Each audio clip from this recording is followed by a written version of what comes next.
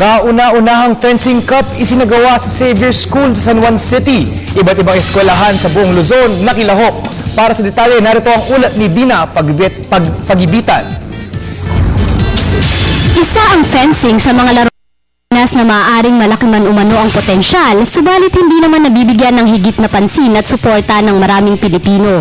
Sa unang pagkakataon, upang ipakilala lalo ang naturang laro sa Pilipinas, ginanap ang First Fencing Cup sa Xavier School sa San Juan City na nilahukan ng iba't ibang representante ng mga eskwelahan sa buong Luzon.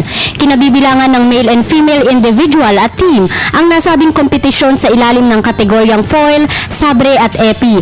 May edad na 7 hanggang 9, 10 hanggang 12 at 13 hanggang 15 ang mga kalahok. Layunin umano ng Fencing Association ng Xavier School ang pagpapalawak ng ginagawang pagpapakilala ng larong fencing sa buong Pilipinas. Since ngayon nagsisimula na yung proliferation of different clubs, different teams around in the country, so baka ngayon magiging mas okay ang pag-proliferate because lahat ng mga schools may mga programs na part na siya ng program ng ibang schools.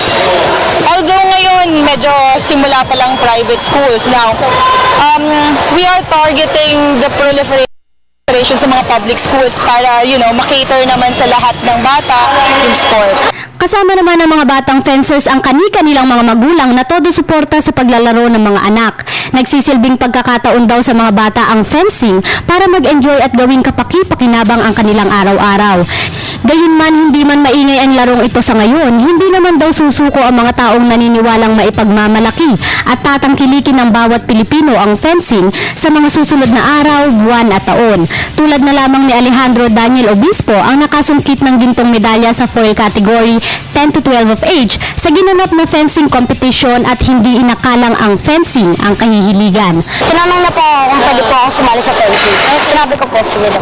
Kamakailan naman ay lumahok ang ilang fencer sa ginanap na kompetisyon sa Singapore kung saan nag-uwi ng silver medal si Maxine Esteban. Patuloy naman ang pagpapalawig ng larong fencing sa Pilipinas. Hiling na asosasyon, bigyan pansin din sana ang fencing at tiyak umanong tulad ng ibang mga laro sa Pilipinas. Isa rin itong interesante at masayang libangan.